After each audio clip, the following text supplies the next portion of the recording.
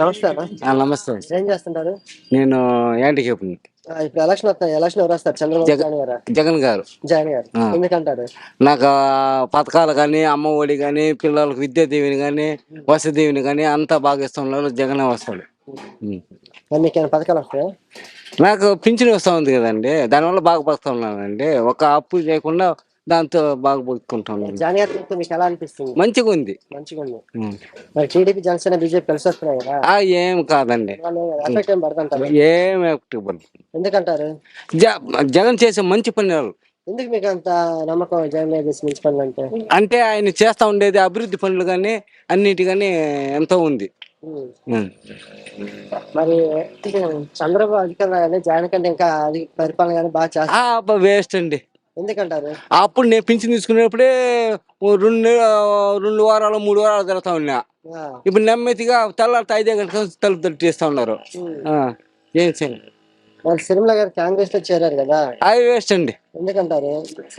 కదా ఎఫెక్ట్ ఆమె డబ్బులతో వాళ్ళు తీసుకుంటే దాన్ని తీసుకుంటే ప్యాకేజీల కోసం పవన్ కళ్యాణ్ ఎట్లో ఆమె అట్లా అంతే. అంతే, ఏం లేదంటారు? ఏమి లేదు. మరి ఈసారి వైసీపీ గెలుస్తుందా? పక్కా. ఎందుకంటారు?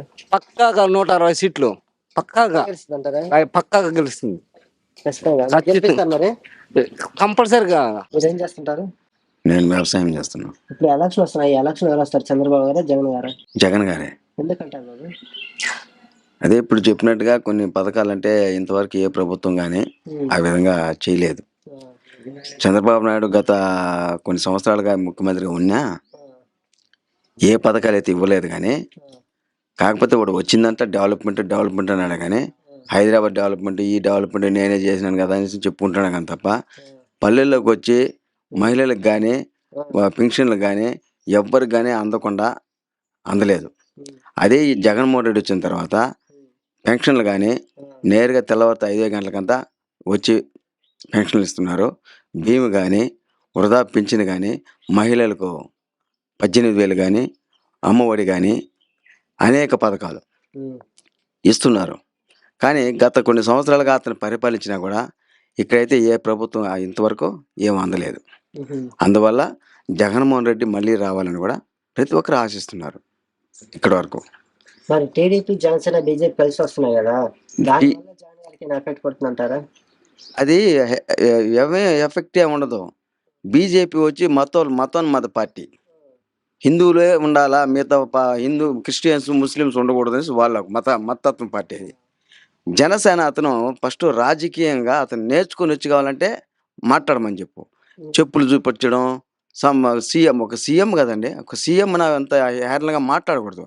ఒక సీఎం వచ్చినప్పుడు జగన్మోహన్ రెడ్డి సీఎం గారు అంటే అది గొప్పతనంగా ఉంటుంది. కానీ ఎవరు సీఎం అని కూడా కానీ సీఎం అంటారు, సీఎంగా గౌరవించాలి. కానీ చెప్పుతో కొడతాను, చెప్పు చూపించడం, అసలు సినిమా డైలాగులు మొత్తం ఇక్కడ సినిమాలుగా చూపించినట్టు కంటే ఇక్కడ ప్రజలు అటు ఒప్పుకోరు కదా. నువ్వు సినిమాలు చూపించుకో కావాలంటే. కానీ అది కాబట్టి మేము ఆనందంగా చూసుకుంటాం. సినిమాలు కావాలంటే కూడా అప్పుడు చెప్పుకుంటాం. కంపడే వాడు చెప్తూ కొట్టాను అనుకుంటాం. ప్రజల్లో నువ్వు చెప్పు చూపిస్తావంటే అంటే ప్రజలకంతా చెప్పు చూపించినట్ట, అంటే ప్రజలందరూ కొట్టినట్టుగా నువ్వు జగన్మోహన్ రెడ్డినే కాకుండా అంత ప్రజలందరినీ చెప్పుతో కొట్టినట్టుగా. కాబట్టి అతనికి రాజకీయ అనుభవం లేదు. వీళ్ళు రాసిస్తే తప్ప సినిమాలో డైలాగులు ఎవరైతే రాసిస్తారో ఆ డైలాగులు మాత్రమే ఇక్కడ రాసిస్తున్నారు. కాబట్టి దాని గురించి మాట్లాడుతున్నాం తప్ప పవన్ కూడా వేస్ట్ ఉండకూడదు అంతే. ఏం దాంట్లో ఏం లాభం ఇది లేదు, ఏం లేదు. మరి షర్మిల గారు కాంగ్రెస్ లో చేరారు, దానివల్ల జగన్ గారికి ఎఫెక్ట్ పడుతుంటారు? వైఎస్ షర్మిల అనేది ఆమె ఆల్రెడీగా తెలంగాణ నుంచి కాంగ్రెస్ పార్టీలో ఆల్రెడీగా జగన్మోహన్ రెడ్డి కాంగ్రెస్ పార్టీని పెట్టింది, రాజశేఖర రెడ్డి కాంగ్రెస్ పార్టీని పెట్టిన తర్వాత దాని నుంచి వీలునామా చేసి కాంగ్రెస్ పార్టీకి చేరింది. కాంగ్రెస్ పార్టీలు చేరిన తర్వాత అక్కడ ఉమ్మడిగా చేరి మన రేవంత్ రెడ్డినే పార్టీ అక్కడ వచ్చింది, కాంగ్రెస్ పార్టీ వచ్చింది. ఆల్రెడీగా ఇక్కడికి వచ్చింది కాబట్టి జగన్మోహన్ రెడ్డి కానీ కాంగ్రెస్ పార్టీ కానీ ఏం విభేదం లేవు, ఏం పెద్దగా లేదు ఇక్కడ. ఎందుకంటే తెలంగాణ ప్లస్ ఆంధ్రాని విడగొట్టినారు కాబట్టి ఆ కాంగ్రెస్ ప్రభుత్వం మీద చాలా వ్యతిరేకం ఉన్నారు ఇప్పుడు కూడా ఆంధ్రాలో. అక్కడ తెలంగాణలో అయితే తెలంగాణ ఇచ్చినారు కాబట్టి వీళ్ళకి కూడా ఒకసారి అవకాశం ఇద్దామని ఆలోచనతో ఈసారి గెలిపించారు. కానీ కాంగ్రెస్ పార్టీని కూడా, లేకపోతే నెక్స్ట్ సీఎం కూడా అయినే ఉంటాడు, కేసీఆర్ అయి ఉంటాడు. కానీ ఈ ప్రభావం వల్ల కాంగ్రెస్ పార్టీ మామూలుగా ఈ యొక్క తెలంగాణ ఇచ్చింది కాబట్టి ఈ తెలంగాణనే మనం అభివృద్ధి చెందుకున్నాం, ఒకసారి రేవంత్ రెడ్డికి ఇద్దామని ఆలోచన తెచ్చినారు. అక్కడి నుంచి నువ్వు నేరుగా ఆంధ్రాకి వచ్చావు.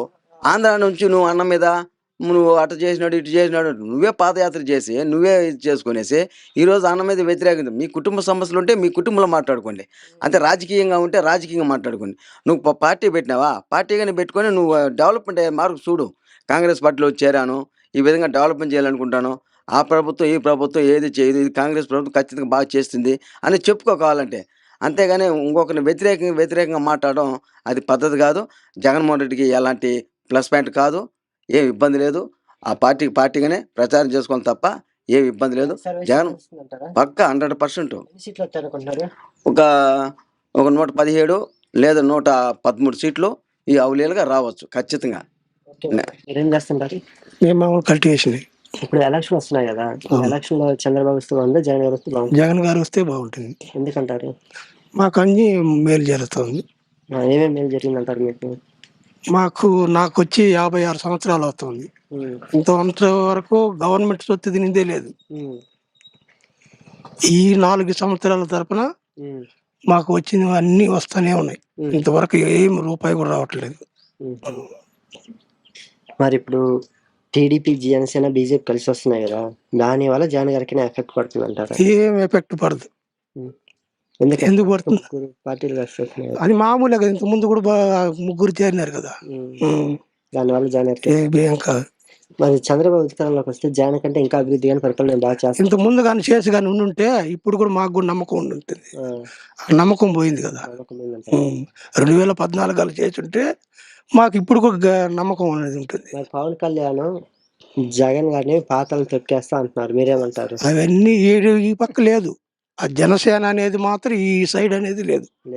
అది ఎవరన్నా పిల్లలు నడితే కూడా చెప్తాడు, జనసేన అంటే ఏం గుర్తు, అది ఏం పార్టీ ఏమని వాళ్ళకి ఎవరికి తెలియదు, ఈ నియోజకవర్గంలో తెలియదు. మరి శర్మిల గారు కాంగ్రెస్ లో చేరారు, దాని వల్ల జగన్ గారికి ఎఫెక్ట్ పడుతుంది అంటారా? వేస్ట్ కానీ అవి వేస్ట్ అంటారు. పనికిరా అంటే సొంత చెల్లెలు కదా, దాని చెల్లెలకు దీనికి సంబంధమే లేదు. రాజకీయానికి వేరు, పార్టీలు ఆమె ఎన్నిసార్లు పార్టీ పెట్టి ఎన్ని అరిసి తెలంగాణ నుంచి అరుచుకుంటూ వచ్చింది, ఈడొచ్చేరింది. ఈడరిసి ఏం లాభం ఉంది? మరి ఈసారి వైసీపీ గెలుస్తుందంటారా? ఖచ్చితంగా. ఎన్ని సీట్లు అవుతాయి అనుకుంటున్నారు? ఖచ్చితంగా 165 పైన వస్తుంది. 165.